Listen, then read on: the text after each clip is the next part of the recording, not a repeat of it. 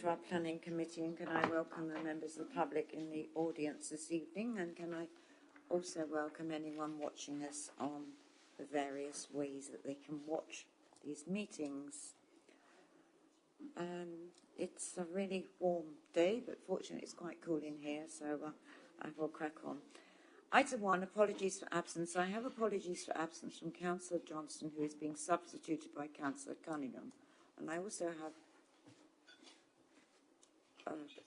apologies from Councillor Wrench, who is being substituted by Councillor Hensman. Thank you, Councillor Hensman. I didn't see you pop in there. Very quiet. Everyone else, I believe, is here. So. Item 2, declarations of interest. Does any member wish to declare the existence and nature of any disclosable pecuniary interest, other pecuniary interest or non-pecuniary interest relating to items on the agenda having regard to the Code of Conduct from members? Councillor Mrs Wilson. Yes, I'd like to declare an interest in items 6B. I broke my glasses and I can't read very well, but it's the item 5. Is it 5 or 6B? 5B.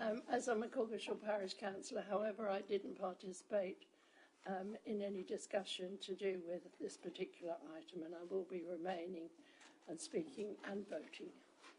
Thank you, Councillor. Councillor Ritchie. Thank you, Madam Chairman. Can I declare non-pecuniary interest, please, in item 5C in this evening's agenda, item 22/00791/out land east of Headingham Road.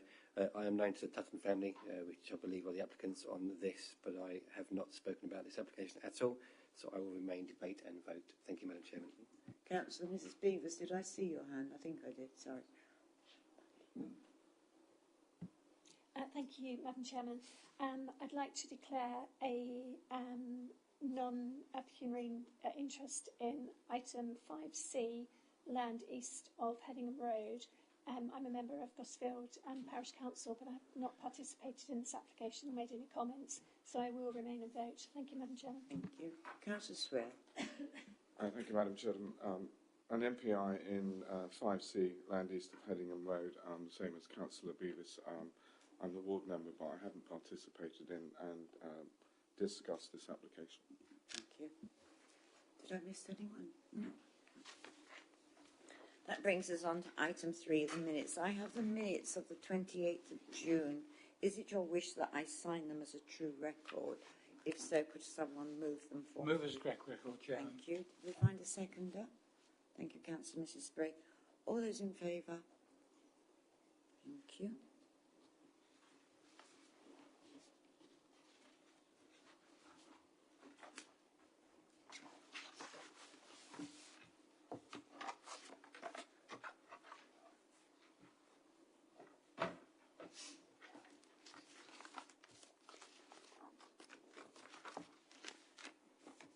Brings us to item 4, public question time. We have no general questions this evening.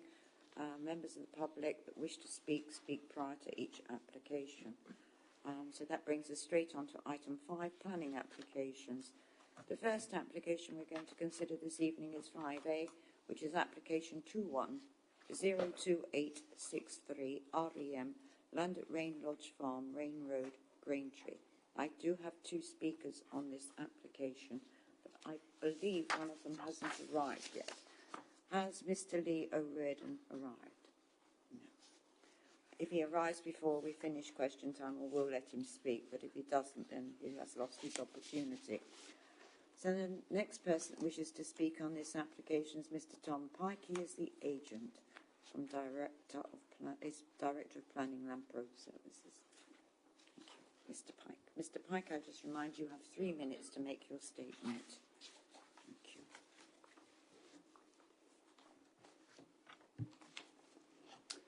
Good evening, Chair and members, and many thanks for the opportunity to speak in support of the proposals in front of you.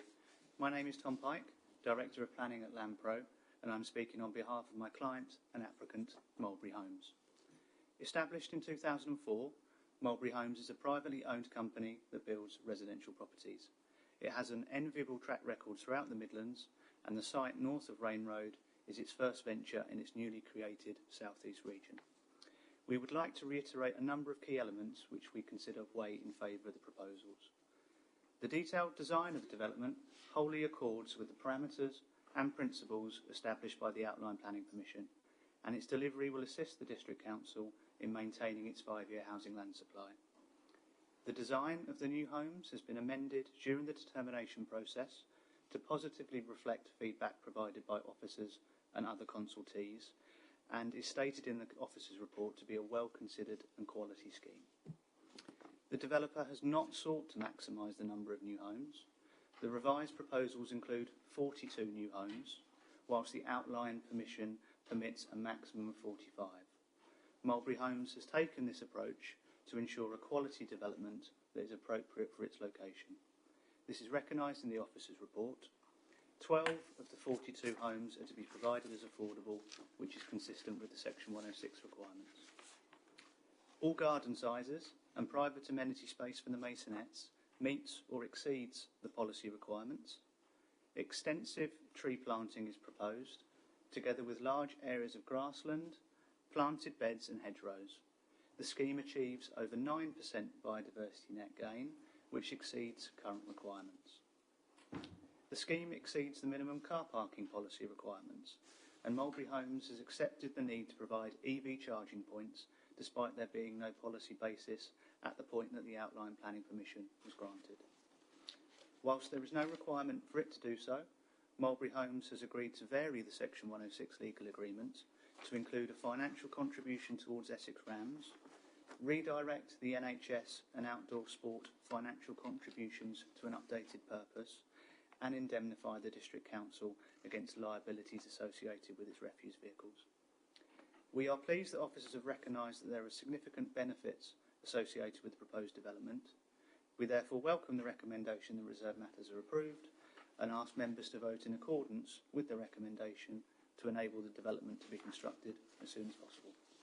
Thank you, members. Thank you, Mr. Pike.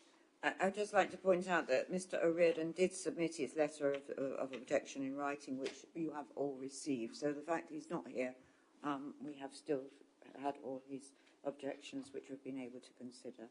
That brings us to the end of people wishing to speak on this application. So we'll go to the planning application. It's going to be it's by Mel. Thank you, Mel. Thank you. Good evening, members. So the application, this application before you this evening is for the approval of reserved matters, scale, appearance, layout and landscaping for 42 dwellings on the site at Rain Lodge Farm. This first slide here shows you the site location plan. So to the south here you've got Rain Road even, and then here we've got Sunlido Square Gardens. If you follow this road up, it takes you to the Rain Roundabout, which we're probably all aware of, and then further in this direction takes you to Rain Village. This is the application site, and then the wiggly line is the approved access road, which connects the site to Rain Road itself. This aerial photograph puts the site in context with the recently constructed Redrose site, which sits between the application site and Rain Road. There you'll see within the representations and also set out within the committee report, there's been some discussion about the access to the site. So I have got some photographs, but I just thought if you wanted to follow the cursor, I could show you the access that both residential vehicles and preceding that would be construction vehicles. So the main access is here off of Rain Road. You turn up and then to the right, and then turn to the left. This is actually a slope, so you run down to this point here, and then a left turn, and then a right, and this is the main access into the Mulberry Homes site. So this is the detailed site layout plan. So here you can see is the main access into the site, and then we've got broadly 2 blocks of dwellings with the sort of higher density at the top here, where we've got houses on both sides of the road. To the west here is a public footpath that is a very well used public footpath in the area, and it connects up with the public footpath that then runs towards the church in Rain Village, and then to the north of Braintree in this direction. The next few slides show you some examples of the house types. So there's a variety across the site. I won't spend too much time on them as it may drive you a bit stir crazy, but we have got a selection of house types across the site, including detached properties, 3-bedroom, 1, 2, 3 and 4 bedroom properties. We've got pairs of semi-detached. We've got a terrace of 3, which is in the centre of the site. Again, a pair of semi-detached properties. We've got some linked detached properties.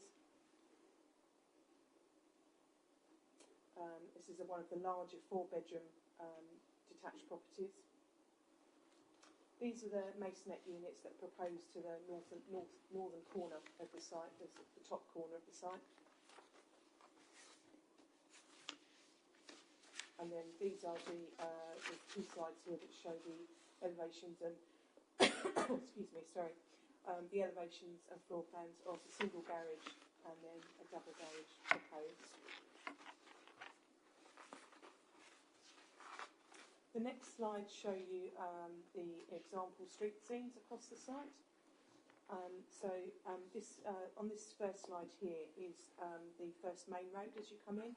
So what I have included on here is the block plan that indicates that this is the street scene from point A to point A. So these would be the first houses if you were driving in looking to your right-hand side. The next slide shows the houses that would overlook the public right-of-way and the fields beyond, between point B and B. And this final slide here shows the houses that would overlook a further fishing lake, not included within this site, that then overlooks to the south and again the fields beyond. The next 2 slides show the tree removal details. I put these slides in to show you that the site was quite well treed and there was a significant amount of vegetation on across the site. However, when outline planning permission was granted, it was envisaged that a number of these trees, if not all of them, would have to be removed to make way for the development. There were conditions imposed on that outline planning application, one of which required details to come in terms of what would be removed, and equally this application is dealing with the new landscaping proposed. So these 2 tree removal plans have been approved via the DAC application, and the reference number is shown up there on the screen. So this is the top portion of the site, so the access comes in here, and then we've got the bottom portion of the site here. I did want to point out these 3 large trees, and I have got some photographs of those to show you later in the presentation. They do fall outside the red line of the site, but clearly, as you can see from the circle shown on here on the plan, they have a fairly large crown spread and so do overlap. And there is, as you can see, there's a black line on here for tree protection, and that tree protection is in place, and that will be visible in photographs later in the presentation. The next 2 slides show you the proposed landscaping for across the site. I haven't listed every single tree, and I'm not going to say them in their Latin terms because I'm sure I'll get into a pickle and probably say the wrong thing. But through the centre of the site here, there is a mixed hedgerow that is proposed, and then each of the front gardens are proposed to be hedged by an evergreen shrub with a white flower. And then across the site there is a mixture of trees that I haven't listed all of them, but they're a combination of blossom cherry, an acer, tulip tree, winter orange, sweet chestnut, beech, oak and crabapple, and then there are others as well. So you can see that there is a large selection of trees that are proposed along on the southern portion of the site.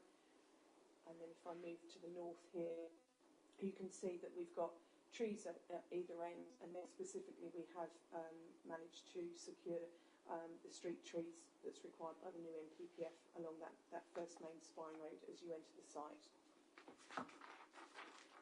The next slide show you up-to-date photographs of the site. So this photograph here is taken with the main entrance behind me, and the houses up here are in the Redrose site and Homefield Drive, and you can just make out the Harris fencing at the back here.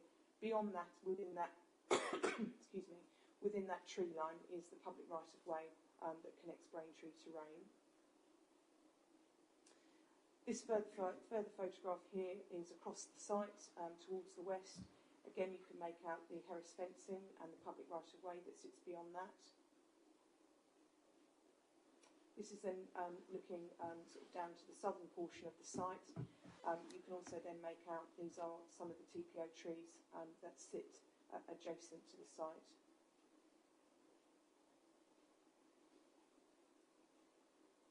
This photograph here is looking directly across the site to the west. Again, you can see the Harris fencing, which is the edge of the application site, and the public right-of-way sits beyond that. A further photograph towards the southwest. So this is where the properties will be overlooking the countryside, and there is proposed a significant amount of tree planting proposed at the end of the site, roughly here.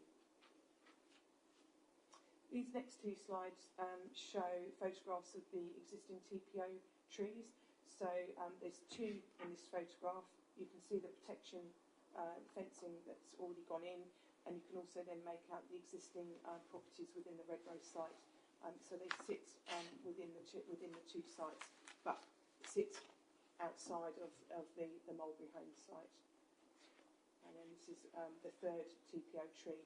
Again, you can make out the new properties that have been built beyond it, and also the tree protection fencing that's gone in on the Mulberry Home side. So the next few photographs show you the access and some photographs internally of the Redrose site. So this is the main access off of Rain Road. So in this direction is the roundabout, Rain Road roundabout, and then in this direction is access to Rain Village itself. These two slides show Broomfield Way, which is the main road that both construction vehicles and residence vehicles will be travelling along to gain access to the Mulberry site beyond. This is the main access route, so where these two large vehicles are parked, that's the main access route into the application site. And you can just make out here, that's where the security gate is currently located. So construction vehicles and residents will be turning up to this point and then turning right into the application site. The next slide deals with just a couple of updated conditions. If I could get members to turn to page 30 of the agenda, we can just look through what the changes are.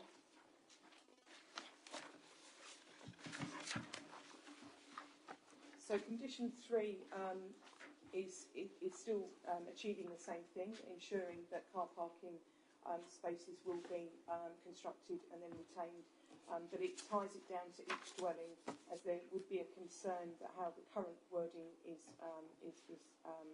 written is that there may well be a situation where some of the dwellings are occupied before the full site is developed, and it just means that when every dwelling is prior to every dwelling being occupied, that parking provision is then made available.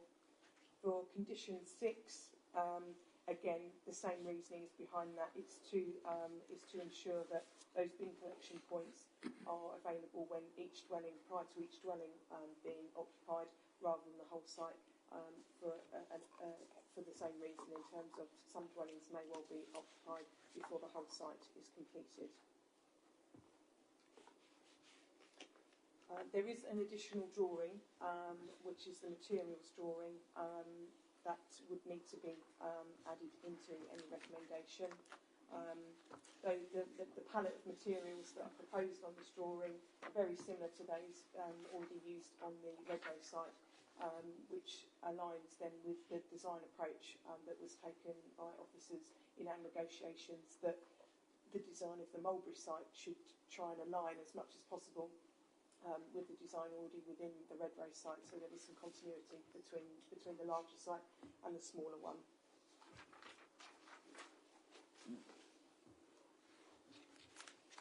So, finally, the principle of development has, along with the site access, has been established at the outline planning stage. There's no objections from any technical consultees, and the appearance, landscaping, layout and scale are considered to be acceptable. Officers consider it to be a well-designed scheme, and the recommendation is to grant with revised conditions and the additional materials plan. Happy to answer any questions. Thank you, Mel. Thank you. I didn't have that one. Sorry. I'll turn it off now. I think we heard you anyway. Sorry. I Well, don't. no one complained, so I must have been loud enough. I don't know if it affects the YouTube or the. Sorry. Oh, members. Councillor Mann. Thank you. Thanks, Chairman. Now, we gave outline permission at full 4 years ago. I know, as I said there's no objections from any of the sort of statutory technical consultees on reserved matters. Most of the objections from the general public are concerned with construction traffic, and I'm sure we would encourage the applicant to continue negotiating to use the alternative site. If that happened, then I think most of the objections would disappear, because there were only, I think, 10 objections at outline stage. So this is what, I think basically residents are concerned with, and hopefully they can be given sort of relief in the way that negotiations are going.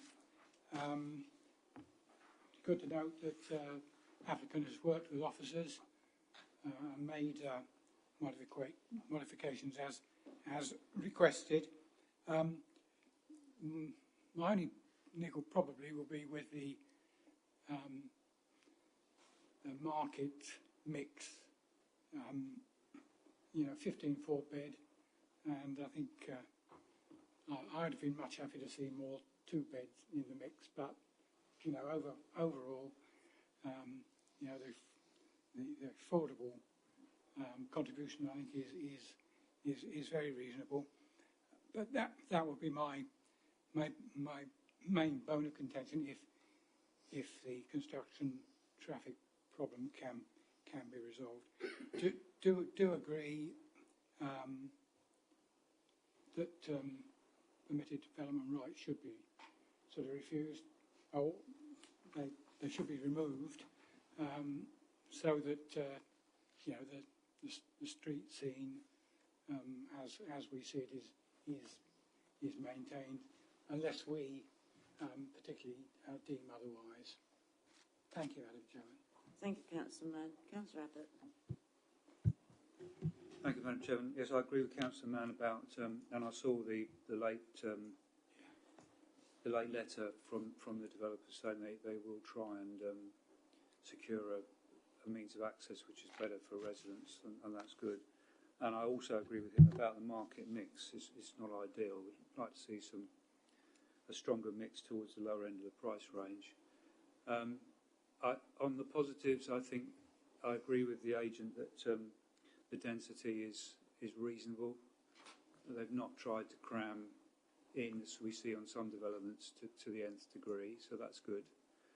And the layout is reasonable. But on several other points, I have to say, and I'm not going to beat about the bush, we're in a situation again where a developer comes onto a site, and whether they've done it or whether people on behalf of them have done it, or the landowner, and we've lost most of the trees on the site. And I mean, the officer said, show us the tree removal plan, just covered in red.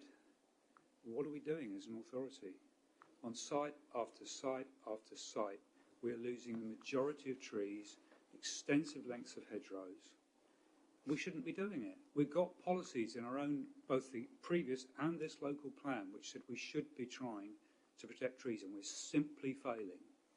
And the reason I really emphasise this point is on the way to this meeting today, I went past 3 development sites, and on every single one of them, the new trees are dying.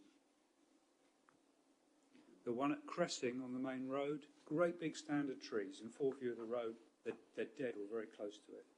The hedge we translocated, Rickstones Road, Rivenhall, is in trouble. The new planting along Western Road, Silver End, is in trouble.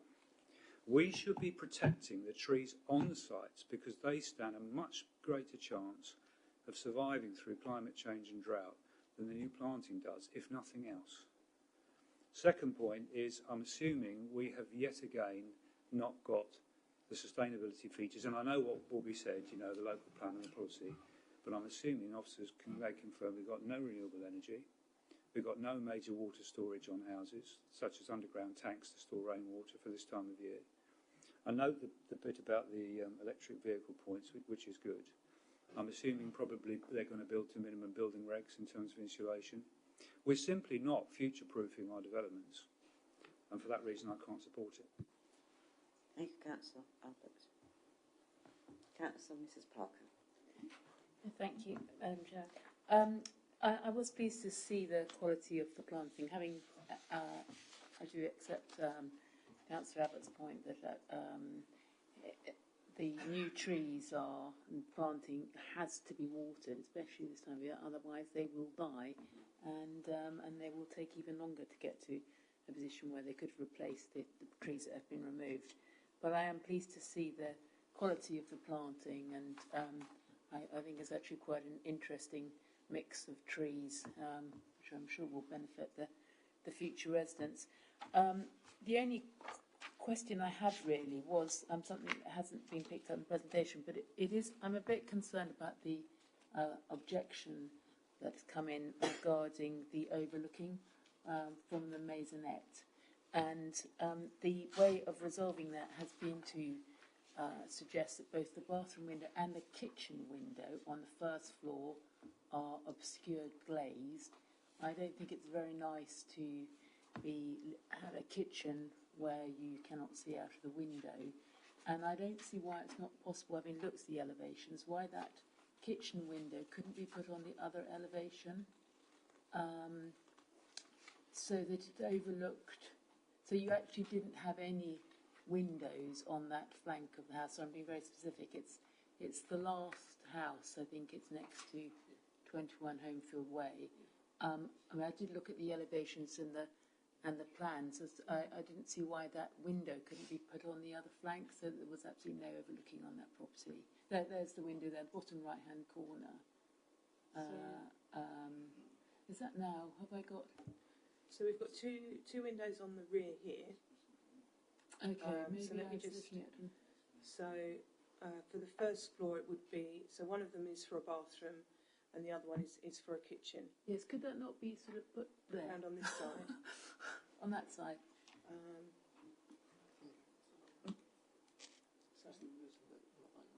Oh, that doesn't really match that's all up open with the... space that side. Because if you go to, it would sit there, looking that way.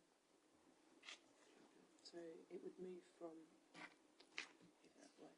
It would go from there to there, so it would overlook that way. Overlook something else. Okay.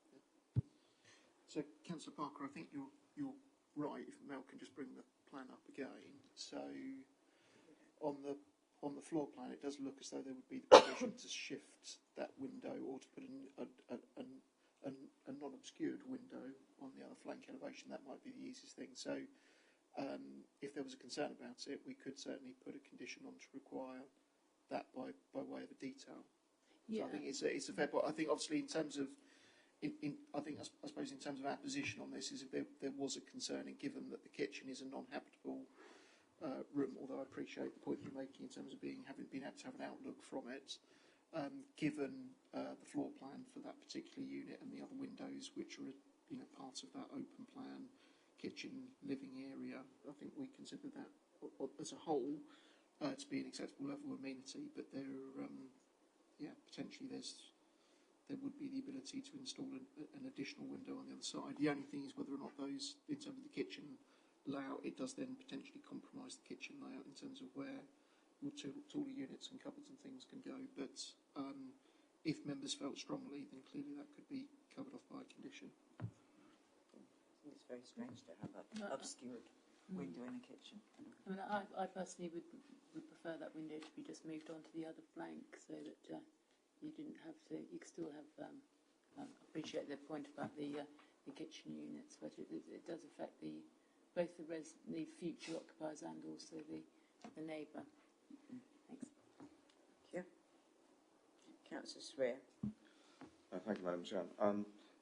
Madam Chair, I wanted just to make a comment, following on from Councillor Mann about Niggle. Could I just ask the officers that when they started, or when they continued negotiations with the applicant, did they mention about renewable energy? Because I do welcome the biodiversity net going to the site. I recognise that it is a quality scheme with the housing density, the connection that's going to be provided by the public right of way from Rain across to Braintree, and also that the developer is helping with the EV points, charging points, which is a good bonus, and also the benefits to Essex Rams from Section 106, everything else. But I just wonder if we're at the point where discussions were active between officers and developers with regards to renewable energy. And I think the reason for stating that, I realise it's not covered by the building regs, but I think we are, and in support of Councillor Abbott, where people are now looking at potentially moving into new properties where renewable energy surely has got to be potentially a must that could be negotiated between developers and ourselves to help the situation and all of the inflationary pressures and energy pressures that we are looking at. I just wondered whether that would become a norm. Yeah, thank you. During the discussions there, we mentioned about the EV charging, and that has been included. But given our current policy position, we weren't able to push for those items because there wasn't the policy backup that we required to be able to ask for those items. But I believe we do. I believe we do have a climate strategy at Braintree District Council which should back that up, really. So, Councillor Schweer, the starting point for the determination of planning applications, obviously the development plan, the local plan, which has just recently been adopted. So that's got to be our starting point. And while we will always ask developers, and while we could put informatives on to any decision here that you may make this evening, we have to do what we can in terms of the policy context that we are forced to work with. And obviously that was a change that was made as part of the local plan examination in terms of those specific policies.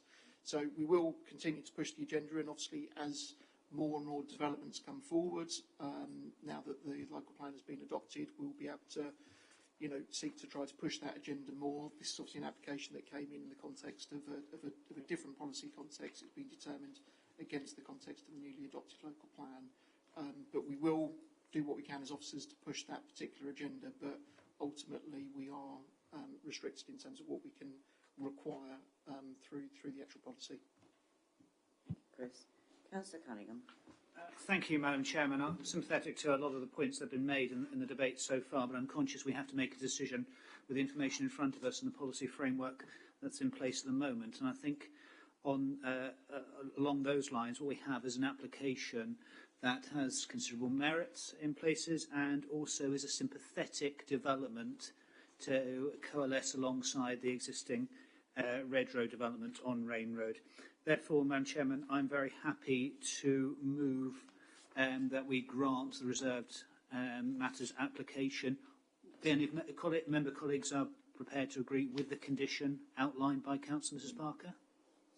And the changes to condition 3 at 6. Yes, absolutely. You want to comment? Sorry, Madam Chairman, and apologies, Councillor Cunningham. Just looking through the recommended conditions and just picking up points that were made by several members just about trees and the requirement for watering. If members were so minded and given the concerns that's been raised, we could add an additional condition just around irrigation for the landscaping scheme to ensure that that gets bedded in appropriately on the site. Madam Chairman, I'm very happy to move that additional as well. Yeah, Yes. absolutely. Thank you. And that does include the window moving in the masonette block of the kitchen. Yes. So find a seconder, please. Thank you, Councillor Swear. Anyone else wish to add anything new or further? Councillor Abbott, sorry. Yeah, question, please, Madam Chairman. I think those of us who, and I'm sure we all are familiar with the local plan, know what we can require in policy terms. But I think what Councillor Schweier was saying, and it's what I was saying, is what we can also request, which is a different thing. Are we, as an authority, as a standard discussion with developers, requesting, despite the policy, renewable energy? So, in answer to your question, Councillor Abbott, as part of our discussions, we request a huge amount from particular developers, but the starting point, and what we always have to be mindful of, is we can request. Whether or not we can secure it is a different matter. So, as part of negotiations, we will obviously push agendas for everything, whether or not we're talking about tree removal, retention, hedgerow, ecology, renewables, quality of design and layout. We will push every individual developer that we are in discussions with on a current application as far as we can, but in terms of what we can actually secure through condition, it's obviously limited. Well, it has been moved and seconded that we grant this. That's with the updated conditions to updated change to condition 3 and 6, with a watering condition for the newly planted trees and hedges, an additional approved drawing for the material details, and for the kitchen window in the kitchen of the masonette block to be moved. All those in favour? Those against? Abstentions. That has been approved with one abstention. Thank you very much indeed, members.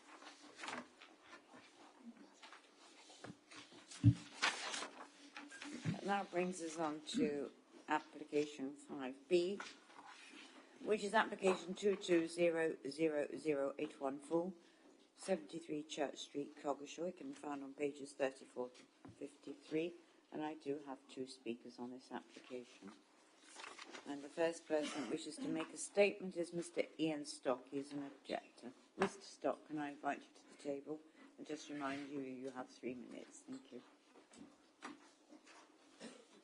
Good evening. I appreciate the opportunity to make a statement here.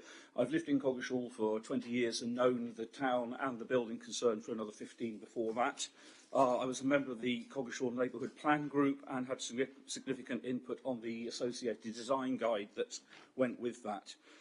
Protecting the district's heritage is clearly a major ongoing concern, but it needs to be reconciled, I think, with both the present and future needs. The interest of the community against sometimes the private owners of individual sites, and I think the Hollington site in Coggeshall is a prime example of this. No one disputes the current terrible state of the building or the need to do something better with the site, and there's been a lot of discussion, speculation, both anxious and cynical on social media in the area as a result. Views on heritage differ, but I argue that a historically and culturally honest approach should not just preserve the prettier bits of the legacy, because that in effect is editing the past. With Hollington's, we have a none-too-pretty building that is nonetheless an important landmark from Coggeshall's past, the last significant evidence of the town's industrial character, and I would argue that it deserves to be retained. To demolish it and replace perhaps with some pseudo-cottagey executive homes, and I'm tempted to refer to the previous application, would be historically dishonest, particularly in a place like Coggeshall. There are many such buildings in Coggeshall and in the wider county, and their quality is usually such that they do little more than scream fake and thus devalue the real heritage of the place. There are many precedents in the UK and elsewhere for gritty industrial buildings that have found new uses, often by blending the past with considered contemporary architecture. I would argue this works better than mimicking the past, as the latest Essex Design Guide acknowledges, and it also chimes with current thinking on the environmental impact of new building. I think this would be the best route for this building, using what is there and reinterpreting it, but it does involve retaining as much of the shell as possible, pending a more imaginative solution. Some years ago, I produced some designs just really out of curiosity for the site, and I think you will have received some PowerPoint images. That is one, just as a reminder. I'm not an expert, it was just something I was doing at the time. It, however, attracted widespread interest in the community and it also from the former promoter of the Dutch nursery redevelopment. It formed part of a local submission to the Hollington family, which was received with interest, but has so far elicited no further reaction. There are many variations possible on such themes, depending on the intended use, but the key point at present is that permitting demolition of even part of this complex of buildings would severely compromise the scope for any such reinterpretation, and I would therefore argue that all buildings should be retained until wider options have been explored for the site as a whole. Thank you very much. Thank you very much, Mr. Stock. The next person wishing to make a statement is Councillor Miss Jo Brindley. She's speaking on behalf of Coggeshall Parish Council. Good evening and thank you. Good evening. This is an application to demolish one of the buildings that make up the Collington's factory complex. The building isn't listed, it has little architectural merit and it has been unoccupied and consequently deteriorating since around the 1980s. So why are we objecting to the demolition? Because as the Coggeshall Neighbourhood Plan tells us, the factory is a building of historic, cultural and economic significance to the community. It's part of the story that makes Coggeshall an area of special architectural and historic interest. Where Paycox tells of 16th century prosperity from wool, the factory tells of 20th century industrialisation, the growth of ready-made tailoring, the move from home working to factory working, and particularly the contribution made by women to the local economy. The factory is one of the last physical testaments of this cloth trade. All this, and yet, according to the officer, there are no mechanisms under the Planning Act that will allow you to insist on retention. We disagree. This building is in a designated conservation area. The local planning authorities are required by law to pay special attention to the preservation or enhancement of conservation areas.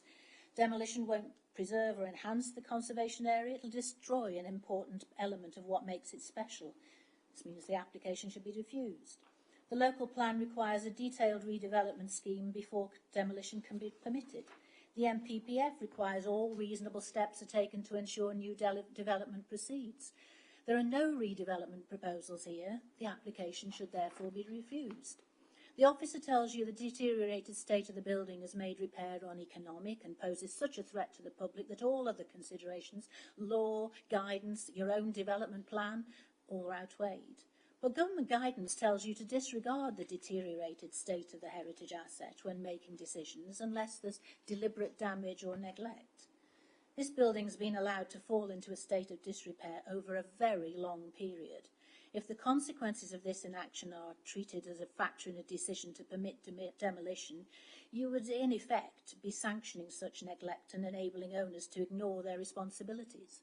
That has set a dangerous precedent.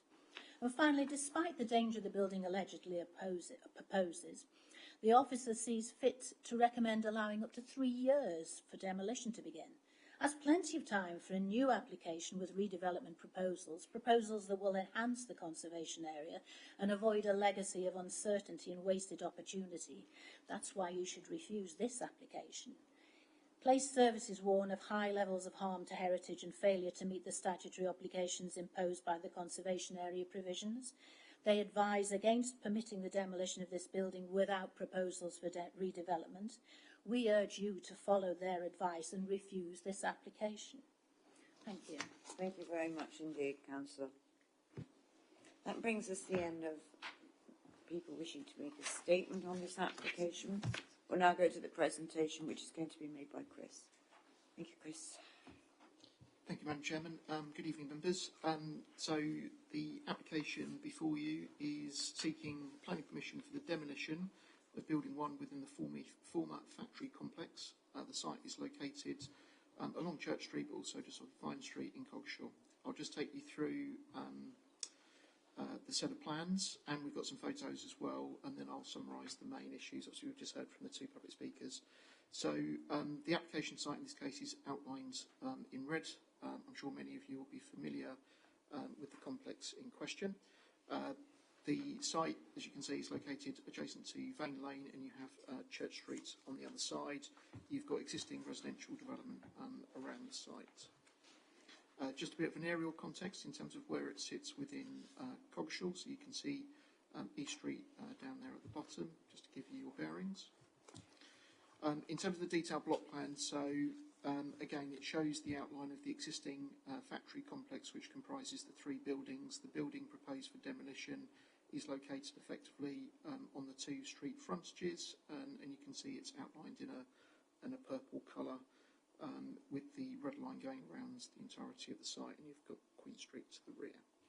So it's in terms of street scene terms, it's a very prominent part of the complex with public vantage points.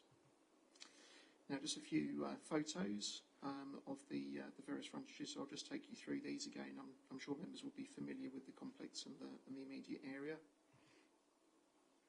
That's quite a good one because it shows the two sides and just how prominent it is actually within the street scene.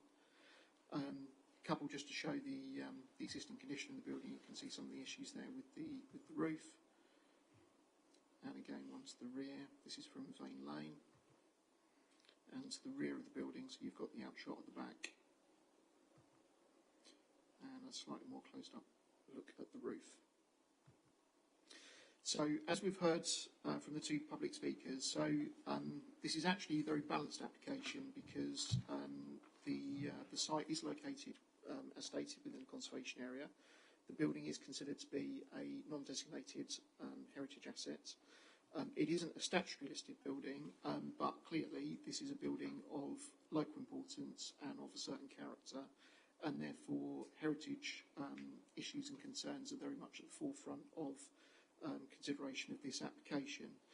The issue we have, and the reason why the application is proposed for demolition, and the application is supported by a structural report which has been examined by officers, and we've taken advice from colleagues within our building control department, is really around the health and safety aspects of this proposal and the potential for effectively, in relation to members of the public, and that has resulted from the deteriorating nature of the building, which, as stated, has been taking place over some period of time, and the committee report sets out several incidents that have taken place, including a call-out that members of our building control team had to attend on site. So the structural report sets out effectively and examines the condition of the building. It highlights particular areas of concern, and effectively the conclusion is the only practical way to move forward would be to remove the building in its entirety to address the particular health and safety issues. Again, as referenced within public question time, there is no planning permission in place for the redevelopment of the site. And again, that does create an issue in terms of heritage, because ordinarily we would not be seeking demolition within a conservation area, and certainly not a non-designated heritage asset, without knowing the future use of either the site or a redevelopment proposal being in place. But this is an unusual application in that sense because of the health and safety issues that have been highlighted. And as officers, we've weighed effectively the heritage harm arising from the proposal to demolish the building against the benefits that would arise to health and safety, and by removing that risk through the demolition. But it is acknowledged that there would be harm arising from the loss of that building and obviously to the conservation area. Now, in terms of the future redevelopment of the site, the other 2 buildings would remain. There is a condition around building recording, and obviously the local planning authority would have ultimate control in terms of assessing an application for a redevelopment of the site. However, the point's been very well made from the 2 public speakers. This is a building of local interest and obvious concern in terms of its removal and demolition. So this is a very balanced application, and as I said, in terms of officers' assessment, really, it's come down to the fact that we've placed greater weight on the health and safety aspect of this. I don't want to underestimate the heritage harm arising. As I said, ordinarily we wouldn't be seeking or supporting applications like this, but there has been identified a clear health and safety risk to members of the public. We're content with the structural report and the survey that's been undertaken, and as I said, we've sought to scrutinise that as far as we're able to by taking advice from colleagues within building control. Obviously, on the other side, our advisors at Place Services, so our heritage advisors that work with us closely, have highlighted the areas of concern, as has been the case within the consultation on the application and from members of the public. So it is very much balanced, and it is really for members to decide this evening in terms of where that balance lay in terms of heritage versus public safety. So we would conclude that clearly it would be regrettable to lose the building. We feel it has been demonstrated that it's beyond economic repair. Clearly, we would want any redevelopment or reuse of the site to be done in the most appropriate way, and obviously the site is located within a conservation area. That would be a highly material consideration in the consideration of any application.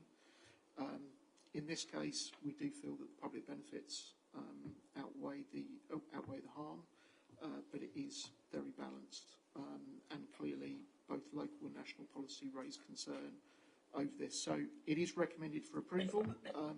Happy to answer any questions, but yes, I think that the two public speakers this evening have made some strong points in relation to heritage, and I just want to, I suppose, to highlight from an office perspective, we're very clear on that and acknowledge that fully, but just in terms of our assessment of the application, the balance has fallen the other way. But I'll leave it for members to obviously debate and determine, and happy to answer any questions or clarifications, Madam Chairman. Thank you, Chris. Thank you very much indeed. That was quite detailed and interesting. Councillor Mrs Wilson.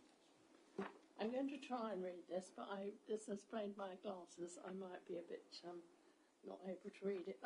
First of all, can I just say I've lived in Coggeshall for 50 years and have spent a lot of my time in the last 3 years worrying and trying to get some kind of safety aspect to this building, because every time the wind blows, the tiles blow off. And there's one particular chap who loves to sit on the corner of the road and the tiles just come raining down. But anyway, I'll try and read this. Can you read that for me? Can someone read it for me? Well, actually, Councillor, you shouldn't come with a predetermined speech. I'm not predetermined. I'm reading what I've written. Okay. So I don't forget anything. There's no refuting the significance of Hollington, and because I've been there for 50 years, I can remember it being a factory where ladies went to work and everything else. In relation to the history of Coggeshall, both socio-economic and the appearance of the conservation area, I note I have a complete and utter empathy with the cases made for the retention by the various agencies and objected. However, one cannot overlook the following facts. The current building, which is the subject of this application, is structurally unsafe and is a danger to the general public. Structural reports confirm the building is not fit for restoration and is beyond economic repair. There are no powers under the Planning Act to insist on its retention. In the event this application is refused, then any injury or worse to a member of the public directly resulting from this building, then BDC could be held accountable. In view of these facts, demolition is the only solution and the application should be granted. However, the applicant is complying fully with the advice given by BDC, has indicated that it is intended the site to be redeveloped, and in view of this, I therefore propose that in granting this application, the following conditions are imposed. Any future redevelopment of the site must recognise the former appearance to the satisfaction of the planning authority, and the permitted development demolition shall commence not more than 1 year after the date of the decision to grant. Thank you, Councillor. Mrs Wilson. Chris, can I ask, would BDC be accountable? Sorry, Madam Chairman, in what sense? If there was an accident, if a member of the public was injured by falling debris from the building?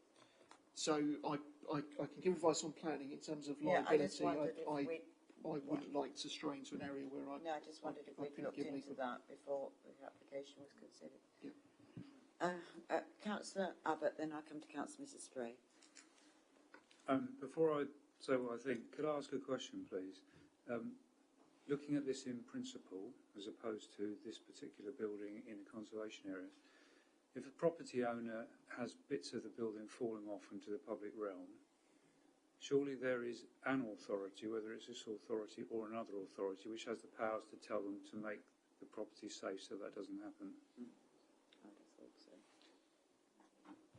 So that, as I understand, has been part of the conversation, and the owner of the site has sought to work with the authority. So following visits by the council's building patrol team, that's what I understand in terms of the safety measures that are being put in place. But that's where we've got to. It's got to a point where this application has come forward to try to resolve those issues, because removing, so for instance, I think the structural report sets out that by removing the tiles, it would expose more of the building, which then places more pressure on the supports that are keeping. So to resolve one issue, it creates another with the structural integrity of the building, which then potentially creates other health and safety issues. So that's where the structural report and the that's been submitted to accompany this application is placing the justification for the demolition, because there isn't just a simple way of making the building safe. If there was lesser steps that could be taken, I don't think we would have got to this position. Okay, well, yeah, that's helpful. So it sounds to me then, correct me if I'm wrong, as if the owner is not taking the steps which they could do to make the building safe, and that they're preferring to argue that the building is not repairable, and therefore seeking to demolish it. Now, I know on other sites we have required owners to make good properties, and I can think of one in particular on Rivenhall Airfield, where we said to the owner, you've got to make some repairs to stop the building from deteriorating any further. So I'm not quite sure why we can't in this instance, but I think the arguments that the local representatives have made were very, very strong arguments. I know we shouldn't talk about precedent, but I can think of a not dissimilar situation in Silver End where the owner might argue, if they let those buildings continue to deteriorate, that, well, I want to demolish it instead of what the community wants, which is redevelopment, in sympathy, but reusing the building. There is a sustainability argument as well. You knock it down, you've got to start again. So right now, where I'm sitting now, thinking very carefully about this, and I agree with the officer, it is finely balanced. I don't think I can support the recommendation. I think we should be seeking other avenues. And in policy terms, there is no application before us to redevelop the site. And that list, I can't remember the number, it's in the report, but it says there's 4 criteria, and all have to be met. We don't have an application. So I think we're basically using the health and safety argument to trump the planning policy. Have I got that right? Yeah. And I'm not convinced on the health and safety, because I think there's more we could do. So at the minute, I'll listen to what everyone else has to say. I think we should refuse the application. Thank you, Councillor Abbott. Councillor Mrs Spray. Thank you, Chairman. Well, I agree. I think this is quite difficult. We have to deal with the application as it is before us, which is for demolition. And it does seem clear from the reports that it's an unsafe building with some very serious health and safety concerns about its retention. Now, I appreciate both speakers' points about retaining it until development proposals come forward, but I'm not sure that that is a practical or safe thing to do. I mean, that could take a while. I don't think there's anything even vaguely in the pipeline, and in the meantime you then have a building which is deteriorating and which local knowledge says is really quite unsafe. We don't know what might take place on that site once the building is down, but any redevelopment obviously has got to be subject to a planning application and will come under the scrutiny of officers, and then presumably, because of what it is and where it is, this committee. So I would like to think that local people will be assured that whatever goes in its place will be deemed to be suitable. In the meantime, I'm not sure that we can just say, well, we will leave it and see what happens. There is a very clear statement here, 12.2, that the building's in a condition which is beyond economic repair. Well, that may be very unfortunate, but it is what it is. And officers are, of the view that in order for the site to be redeveloped, the building would almost certainly come down anyway. What we don't want is for it to start seriously coming down and causing injury to anybody. And I think that's, regardless of whether the council is liable or not, you simply don't want that to happen. So I appreciate its importance to the village, that it is a significant building. I know it's not listed, but I do think that the conclusion here is the right one, that it needs to come down. So I will move officers' recommendation for granting the application for demolition. Thank you, Chairman. Thank you, Councillor. Mrs. Spray, does that find a seconder? It does. Councillor Cunningham, did you wish to speak? Or no? Thank you, Madam Chairman. Yes, I agree with everything Councillor Mrs. Spray has said, and obviously very sympathetic to the residents. I appreciate the points made by Mr. Scott that you are seeing examples of former industrial buildings being renewed, regenerated. I'm not an expert on property viability, but I can't help feeling they tend to be in settlements and covering a footprint considerably higher than one building in a small walled town in North Essex. But the overriding point here is public safety. And therefore, faced with that difficult choice, the safety problem must be addressed, and therefore, for those reasons, I agree entirely with Councillor and Mrs. Spray, and happy to second. Thank you. Thank you, Councillor Cunningham. Councillor Mrs. Parker. I think the simplest way to address this is to start off by looking at the policy framework that we have to operate under when considering applications like this. And it is a question under paragraph 201 of the National Planning Policy Framework. It is a question of whether the substantial harm, and there will be substantial harm, obviously, if you remove a building that is of substantial harm and total loss, is necessary to achieve the substantial public benefits, the substantial public benefit being public safety. Obviously, none of us here are qualified to answer that question on public safety, and we have to rely on the evidence from the structural surveyors who've been to assess the building. I think that the phrase that concerned me was, if I can find it, was in the engineer's view there is already an imminence of uncontrolled collapse of some of the roof structural members, which would, once you remove that, then the whole thing, I think, understanding just falls in on itself. So it is a, I agree. I think this is quite a difficult application because obviously really appreciate the heritage importance of this building, but there's also a public safety issue as well.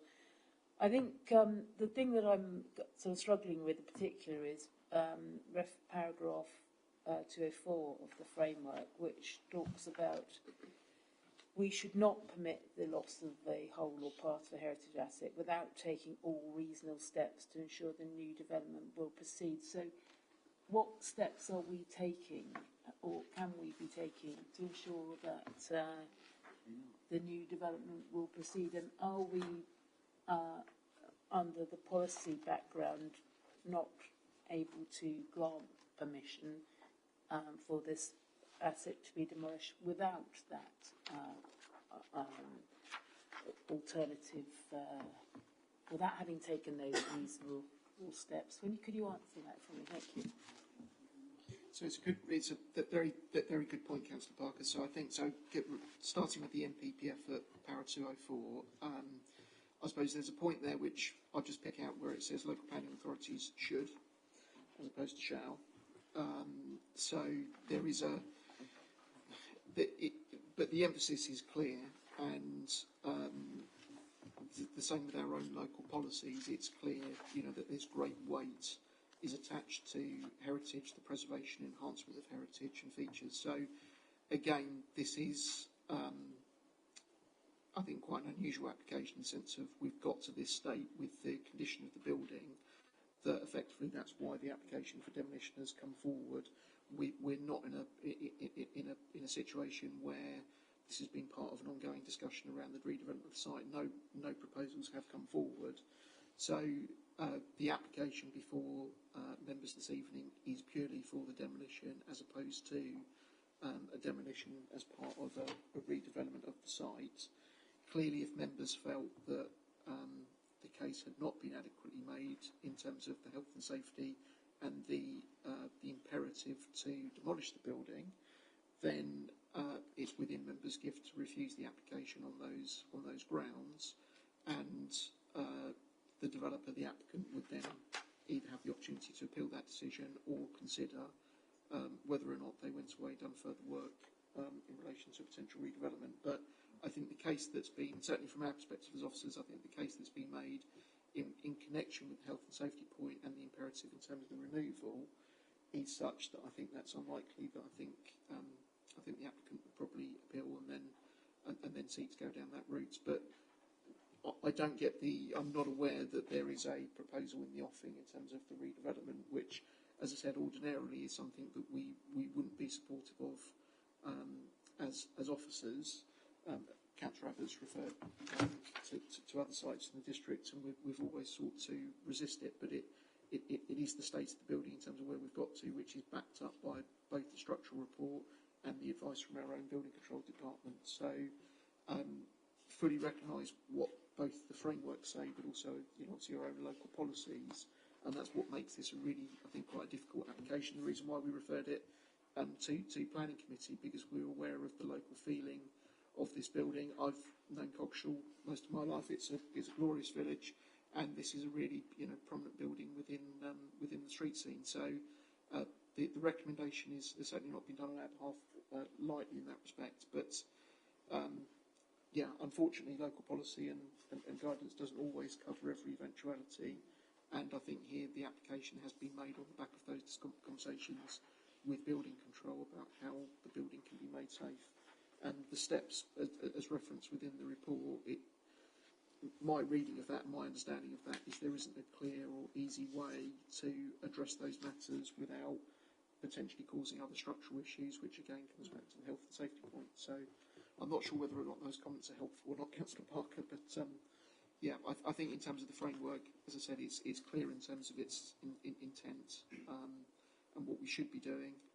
But in this particular case, we've got an application before us that needs to be determined, and it's how we weigh those considerations up.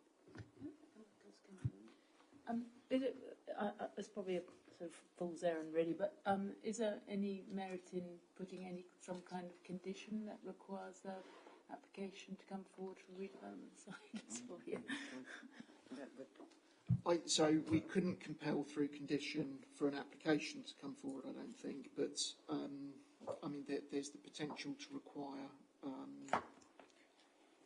The difficulty is in terms of requiring some kind of a framework or design study. The problem is that any future application won't necessarily be tied to that in terms of a way forward. So I think that's the difficulty we would have. Perhaps while members are considering, if I could just have a few minutes just to consider on that, if members are minded.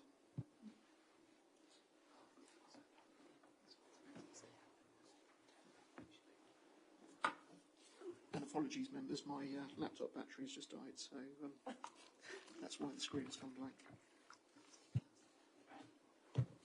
I've also got Councillor Mrs Beavers, Councillor Henson, and Councillor Manson. I can't.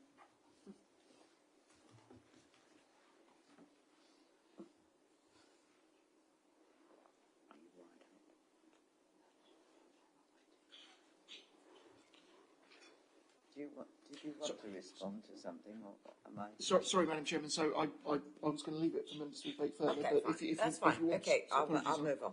Councillor Mrs. Beavers. Thank you, Madam Chairman, and thank you to Chris and the team for bringing this forward to us this evening to give us sort of an opportunity to reflect at the 11th hour and reflect. I think we jolly well should, actually. I mean, I think when we talk about local policies, one is minded that Coggeshall has gone through its neighbourhood plan. It's one of the best I've seen, actually. And there was a tremendous amount of technical and legal support information that went into that. It really is quite fabulous. And just on that policy alone, I'm quite uncomfortable because here you have a village that goes through its referendum, brings it back to us as a district, and we say, yeah, we think it's absolutely amazing, and we'll vote for it. And now what we're actually saying is, oh well, actually it doesn't, you know, on that particular part it wasn't so good. You know, we also said earlier on about this is, you know, a bit of an iconic building for this village. It represents its rich industrial past. Well, we're not just talking about the building, we're talking about the village. You know, it gives that village that rich industrial past and its DNA. And, you know, one is mindful of Courtaulds around Howsted, particularly Bocking, Gosfield, and we can go on and on and on. But when we've done conversions of these buildings over the years, you know, you go there now and you can almost walk back through the gates and one gets a sense of what that felt like. And we can add Hunts and Warners and Premdor and Sybil Hedingham into that mix as well.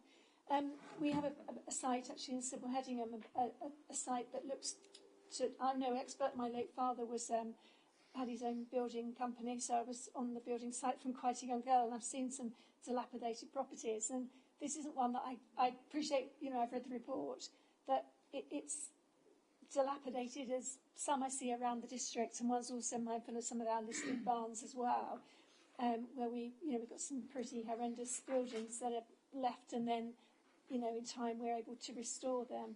I would personally feel more comfortable this evening if the application was actually deferred and we gave Chris and his team more opportunity to bring back some of the information we request, because the thing that I really felt was missing this evening, and it's a point made very well by Councillor Ona Parker, was that there's nothing to tell us what's going to be there in the future in terms of an application. And, you know, I think once the building comes down, life moves on and we kind of forget a bit what was there. And, you know, I think it would be such a shame. So on that basis, Madam Chairman, I wouldn't be able to support the application, and I would really prefer to see a deferment and to give more time for the officers to come back to us. Thank you, Madam Chairman.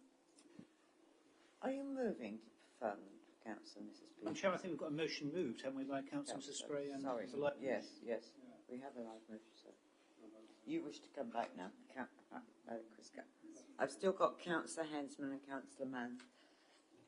Apologies, Madam Chairman. So just considering that point, just from Councillor Parker, just in terms of any potential conditions, I think my advice would be, given the building recording condition that we've got, and given that the site is located within a conservation area, with the other buildings still intact, I think that would give us the scope that, as part of a discussion around redevelopment of the site in the future, that we would be able to have regard to the former the building on the site. I'm slightly concerned in terms of how we would link, if we were to require details, so a design brief or something like that to come forward. The problem is it wouldn't necessarily have, we can't tie any future applicants or application to that through this application. I think that would be more of my immediate concern, whereas with the building recording condition, we will have the details, we'll have a recording in terms of what's there, and obviously in terms of a discussion around redevelopment, we would be able to, that would obviously be a starting point in terms of the heritage of the site and what was formerly there, and appreciate some of the comments that have been made in terms of, we obviously want to see a pastiche approach there. You know, there could well be a nod to the industrial heritage of the site through redevelopment. But that is a separate discussion to what members are considering this evening with the application before. So I think my advice would be the building recording, which is recommended by condition, would be sufficient. But again, if members wanted to push the point, then obviously it's within members' gift to impose an additional condition. Just coming back, if I may, just in terms of Councillor Beavis's point about deferral, I think that my reaction to that would be I'm not sure if members did defer the application this evening that we are actually going to have any more application that's going to come forward from the applicant. I think the applicant's position is that we've undertaken a structural survey, we've considered that this is the best way how to do it, we've demonstrated that. So I'm not sure if members were to take that actually we're going to be able to bring anything new back to members at a future time or date. So that would be my response to that point. But hopefully those comments are consistent. Councillor Hensman. Thank you, Madam Chairman. A couple of rhetorical points in that I've gone past this building many times, and it's not that long ago that I was actually inside it. So I can't quite see what's happened in the sense of why have we ended up where we are today if it's on health and safety grounds that they weren't compelled beforehand to prevent that from happening in the first place. And if it is of historic interest, and as Councillor Beavers has already said about the neighbourhood plan, and we've got our local plans and various other documentations and things that we've been through, and there is significant weight for the heritage, safe for health and safety, but beyond economical repair, they should have been compelled to have repaired it in the first place.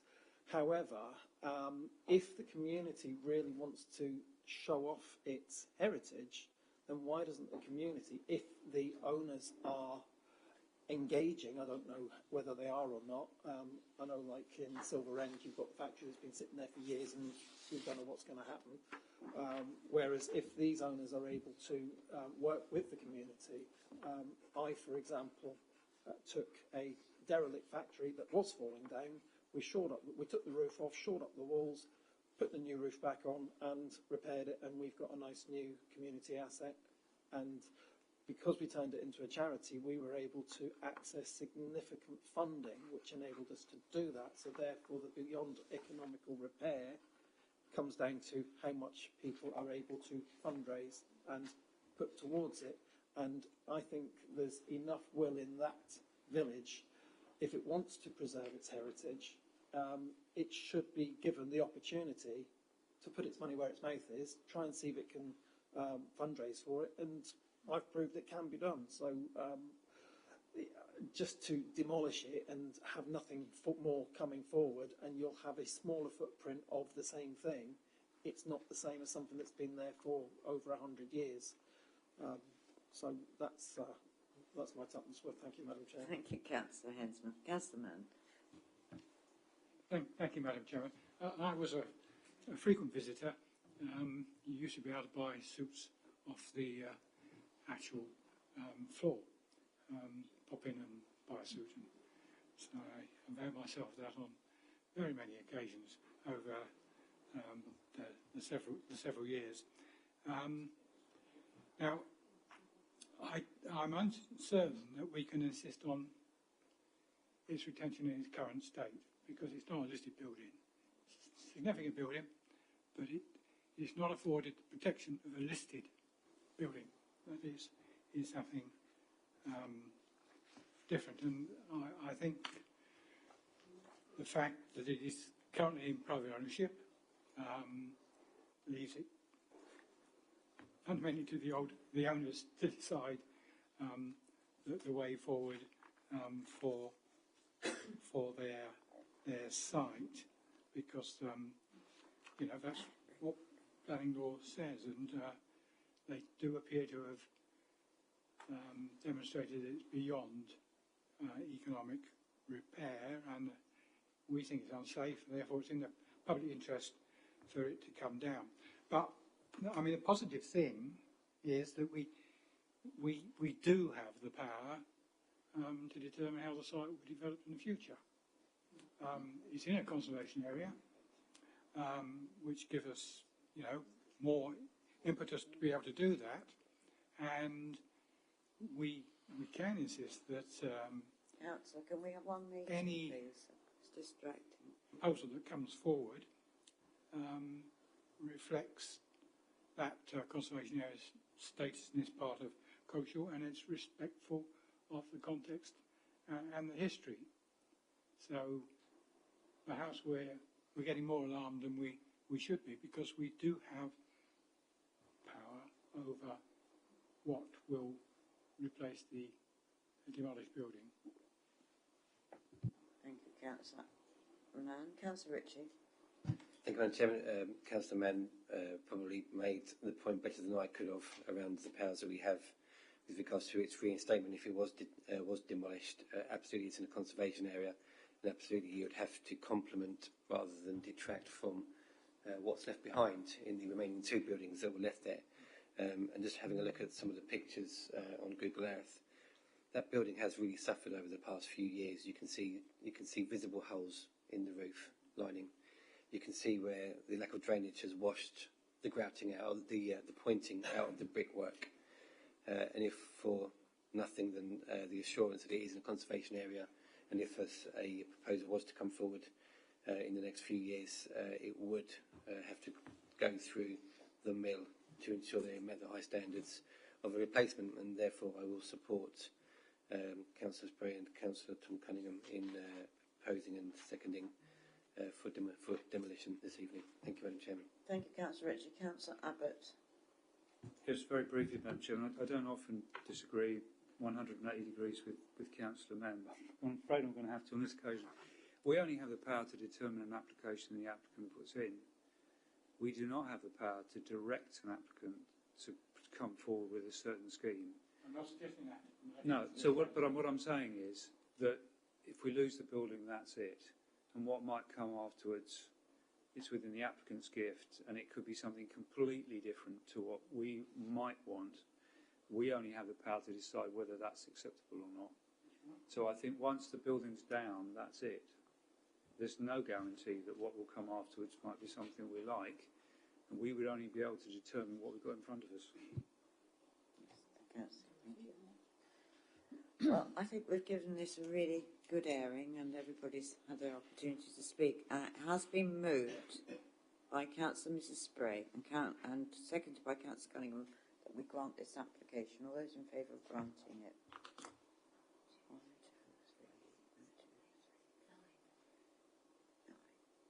3, 9. Those against? Abstentions? Thank you. That application has been granted. Thank you, members. It now brings us to the final application this evening, 5C, application 22000791, Outland east of Headingham Road, Gosfield, can be found on pages 54 to 100. I have no speakers on this application, so we go straight to the presentation, which is going to be made by Juliet. Good evening. Thank you, Juliet.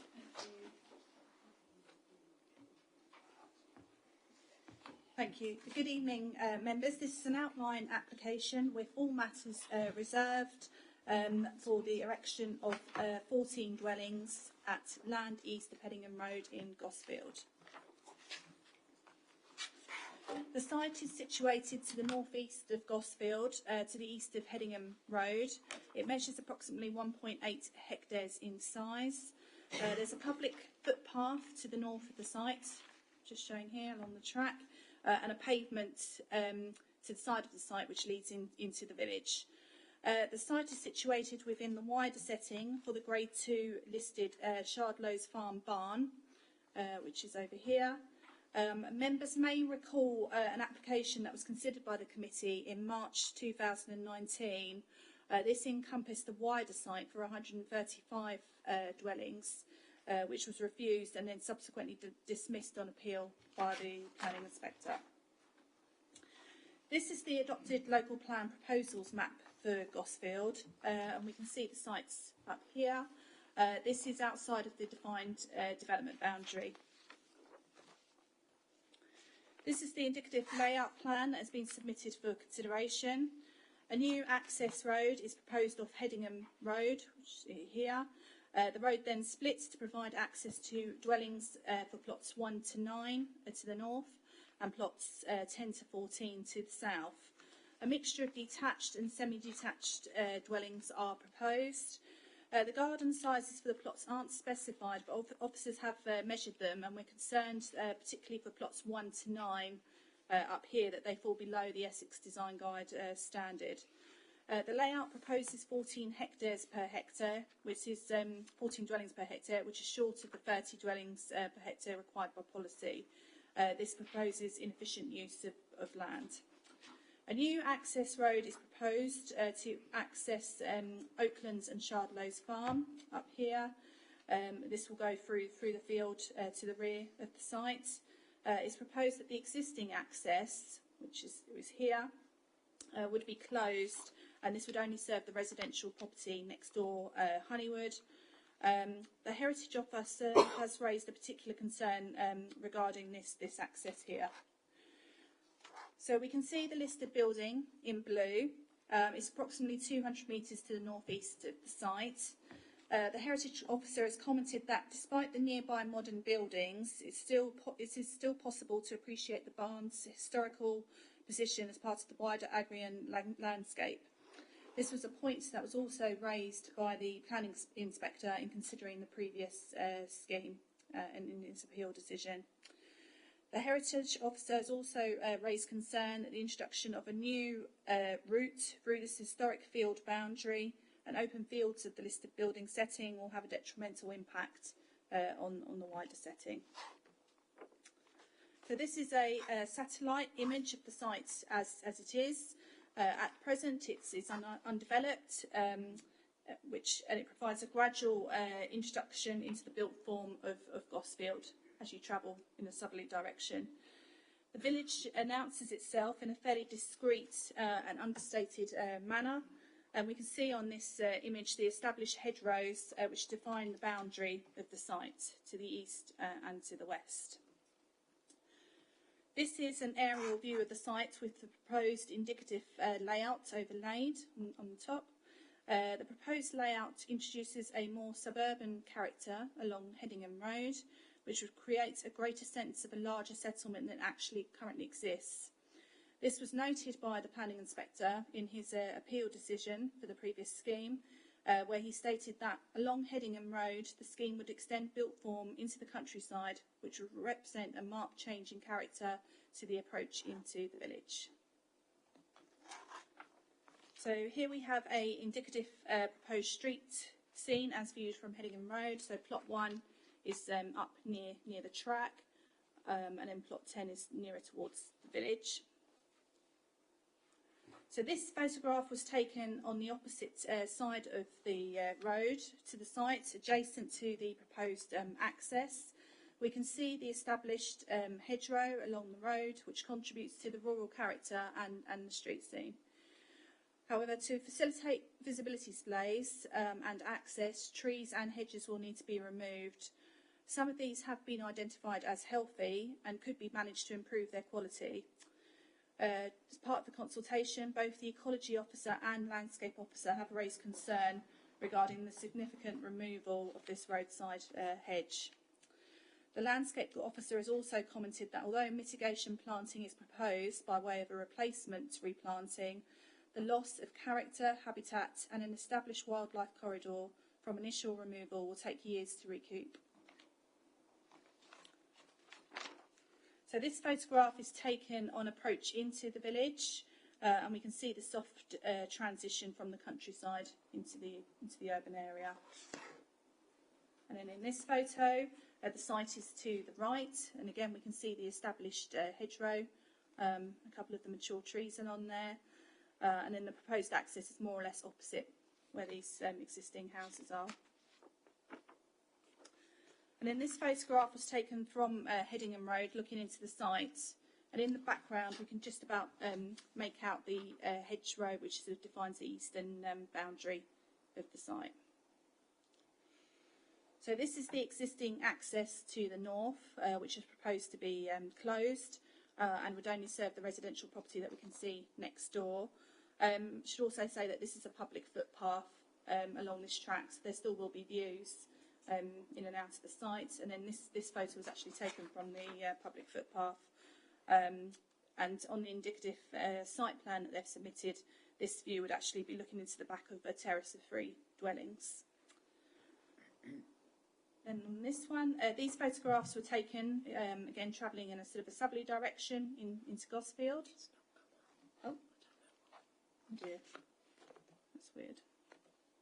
Right, I'll stop sharing and then I'll come back.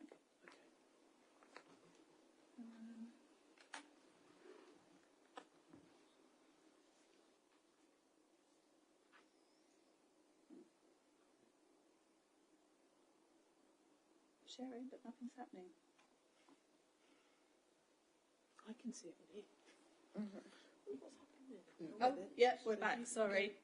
Back. It's not letting me go back now. I think there's a delay during the Oh. application. Right, we got to here, didn't we? So this is the view from the public footpath. It's not showing on the big screen. Oh, that's weird, isn't it? Julia, I think if you just hover on the slide that you're waiting for, it might be the size of the picture taking a while to load. So it's gone that way. Maybe it might take a while to go back the other way.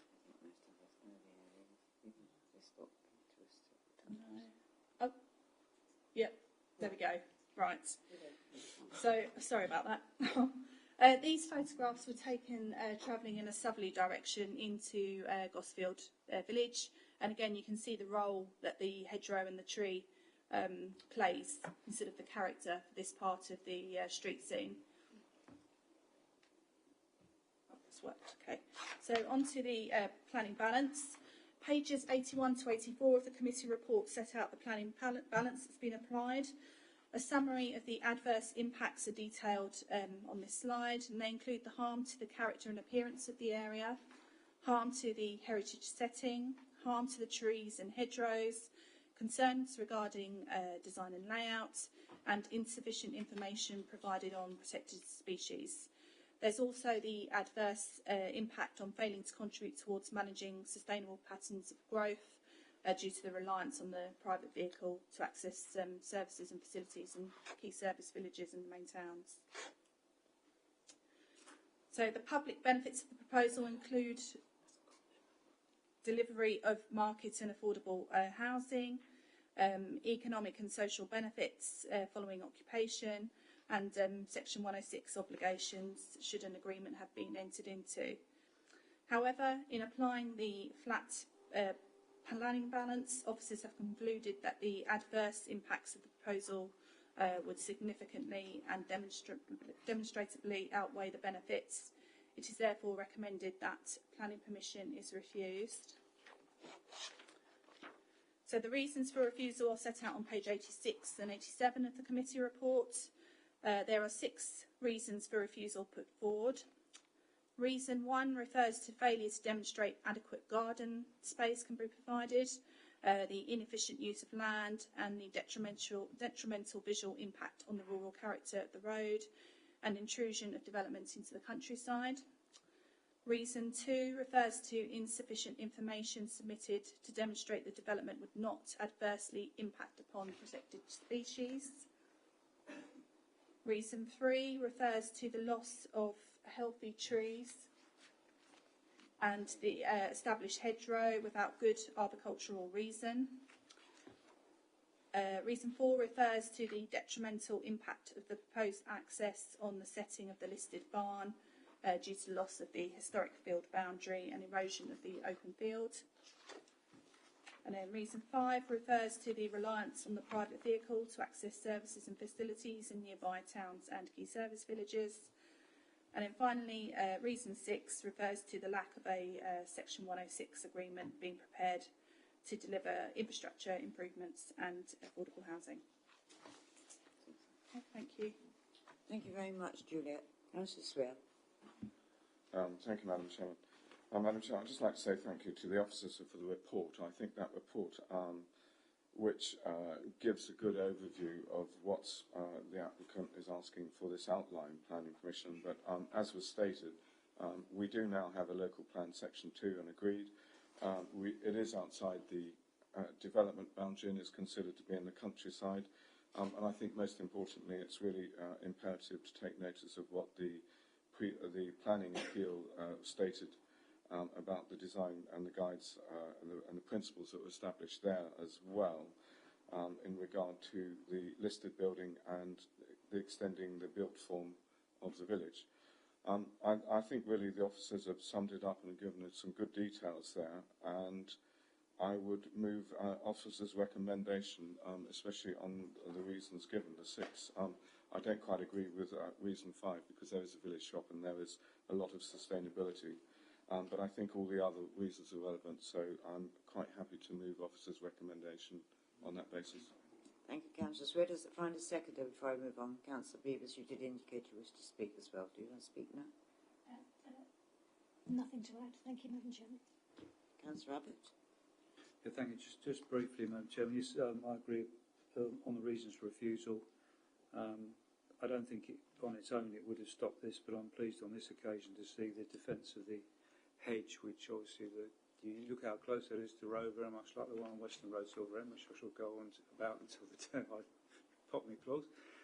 Because it's so close to the road, the sight lines would mean the whole of that would go pretty much. I just wanted to ask officers about what it says on page 65 about the local plan. It talks about the current figure for housing supply having been established on the 31st of March 2021. Is that a mistake? Then it talks about Section 1 having been adopted and Section 2 having been adopted.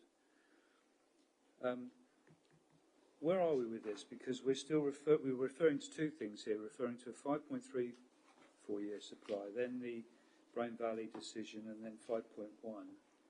Do we, assuming that's a typo, do we then have to wait until March next year before we can actually reap the benefit, so to speak, of adopting Section 2? Or should we be revising that now that Section 2 has been adopted, if you see what I mean? Carry on, Chris. Thank you for the question, Councillor. I'll do my best to try to answer. So the report is accurate in the sense that the published position, in terms of the Council's housing land supply position, is of 31st of March 2021. So the text that's set out at 10.2 and the preceding paragraph sets out that after that position, various things happened, including the Brain Valley appeal decision in Black Notley, and that's where the inspector in that case considered that the council was able to demonstrate a 5-year housing land supply, and that's where we arrive at the figure at 5.1 years. So that is the latest published position of the local planning authority.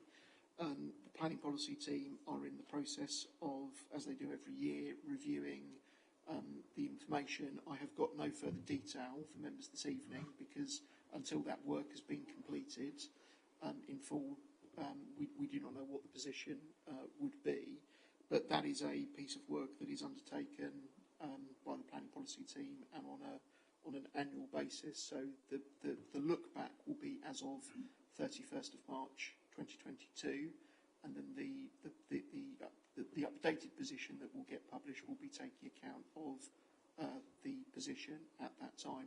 Now, obviously, we have a series of appeals that are at various stages at the moment, and obviously other appeal decisions awaited as well. So all of those things will have to be taken into account. But in terms of our published position, the report is accurate that the last published position was as at 31st of March 2021, where originally we said it was 5.34, but that figure has been reduced, taking account of the appeal decisions, which is where we get to the 5.1 figure that's specified. So basically we're going to get a new figure very soon, which will be a look back to 31st of March 22, which will not include adoption of Section 2. So we can't reap the benefit of Section 2 adoption until March next year. So, sorry, Councillor, that's not what I said. So the planning policy team will be looking at the position as at 31st of March 2022. That will take account of the permission, so what's been built, what's come forward, what's been consented, and so forth. Clearly, the council has also adopted the Section 2 local plan, has an adopted local plan. So the updated position will reflect that. But the look back is always at that particular date period in terms of the sites that have come forward. So those that have been granted in the intervening time, those that potentially have been built out that fall away and so forth, or consents that potentially have been lapsed. So it will analyse the position. But as I said, in the intervening period, we may well have appeal decisions that will be material considerations on that factor that we'll need to have regard to. So I haven't got an updated position because it's not something that has been concluded. So and I can't advise members on the time frame for that as well. So is that okay? Thank you, Chris. Does anyone else wish to add anything new? Councillor Mrs. Spray. Thank you, Chairman. Only very briefly, I support the officer's conclusion here and comments made by colleagues. Just to say, we also have the additional support of the previous appeal decision for this site, which, although it was for a considerable larger amount of housing, the inspector was very clear. He talks about the harm to the character of the landscape and harm to the setting of the listed barn and protected species, and says this harm carries substantial weight. So I think that, it adds added support to our decision to refuse, if that's what we do this evening. Thank you, Chair. Thank you. Well, it has been moved by Councillor Swear and seconded by Councillor Mrs. Beavers that we refuse this application. All those in favour of refusal? That is up. Those against? Abstentions. Sorry, I couldn't see beyond Councillor Munday. That application has been refused with one abstention. Thank you very much indeed. I have no urgent business in item 6 or 8, so I will close the meeting at 4 minutes to 9. Thank you very much indeed, members.